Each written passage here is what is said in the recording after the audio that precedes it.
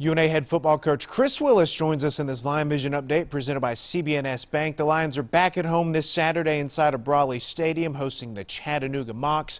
Coach, before we get to that ball game, let's back up a week. Southeastern Louisiana, game that was audible called. They come up here when we were supposed to go down there. We end up losing inside of Brawley Stadium. Tight contest throughout. What were your observations after you had a chance to go back and watch the game film?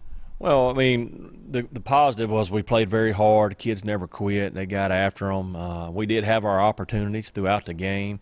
But when you play a team of that caliber that's, I think, a playoff team and one of the best offenses we'll face all year, you cannot, and I know it was game one and we both had mistakes, but you can't have that many mistakes. And there were just things, you could name it, maybe field position, tackling, missed assignment here and there, but they ate up the time of possession. They were started on one end, and they beat us in time of possession. And not only did they beat us in time of possession, they put touchdowns up on the end of those. And so we've got to be able to get some stops late in the game. Thought we played two different halves. First half was one type of game. Second half was a different type of game. It was 14-14 at half. They ended up beating us 35-14 in the second half and pulled away. I know we had the late turnover, which is not, you can't have those things. That put them up, I believe, at the time, 2 scores. So we were trailing, and it changes what we do offensively. I thought we scored some points, and we moved the ball. We put up 400 yards of offense, and sometimes may have scored too quick. And if you have a 3 and out, that puts the defense right back out there.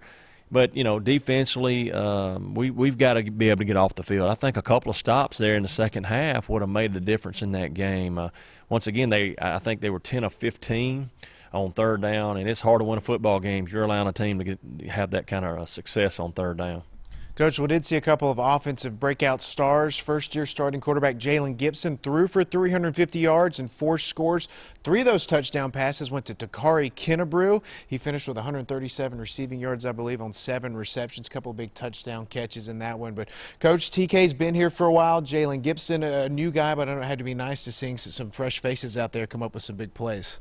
Yeah, I mean, TK's been through a lot of injuries, and he's been here, I think, since 18, and he's finally getting an opportunity. I'm just glad he was able to put the uniform on. That was just a plus in itself. But, yeah, to come out there and to have three big scoring plays and to stand out like he did should build from that. And the same thing with Jalen. First game, I could tell he was nervous. He's got a lot going on. I mean, the quarterback's got a lot going on behind the center, but that comes with it. And I thought as the game went on, he got better outside of the one pass that he threw that got returned for a touchdown. And I think he's only going to get better in due time. But we've got a good, strong quarterback room. So I know in that room they're all working hard together, and they're going to help him get better.